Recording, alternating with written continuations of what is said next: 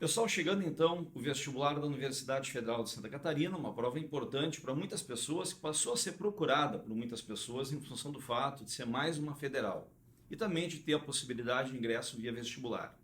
A prova da Universidade Federal de Santa Catarina em Física, ela já foi, há anos atrás, muito mais exigente e complexa, tanto do ponto de vista de conteúdo quanto do ponto de vista matemático, do que ela é hoje.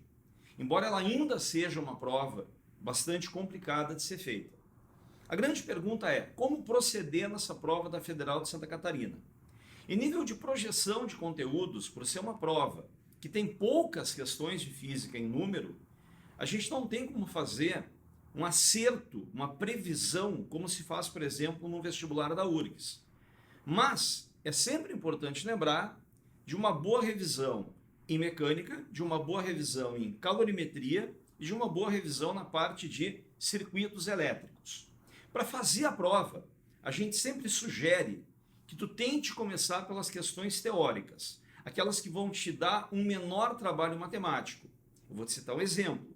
Muito provavelmente, todo mundo que está me assistindo fez para treinar, ou até quem sabe a valer, a prova da última edição de inverno.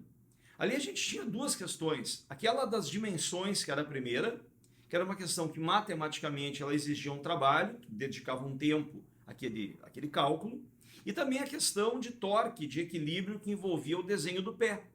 Eram duas questões que certamente consomem um tempo, uma atenção e geram um desgaste maior no aluno.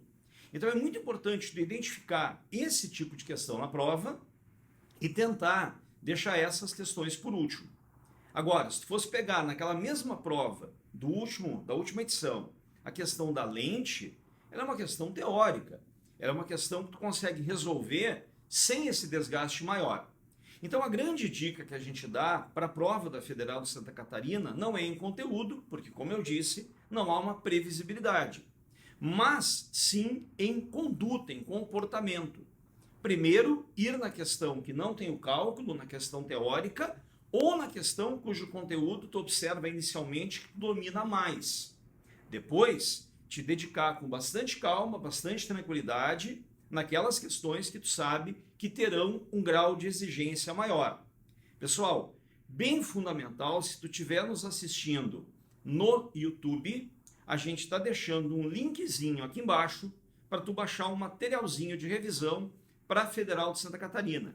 E não te esquece, um ponto-chave, a Federal de Santa Catarina te fornece todo o formulário, então aquela preocupação de lembrar da fórmula, ela não existe. A nossa preocupação tem que ser em aplicar a ferramenta correta, nem sempre com um cálculo, mas muitas vezes numa relação de proporção, identificando se uma relação é direta, se uma relação é inversa, de quem uma grandeza vai depender.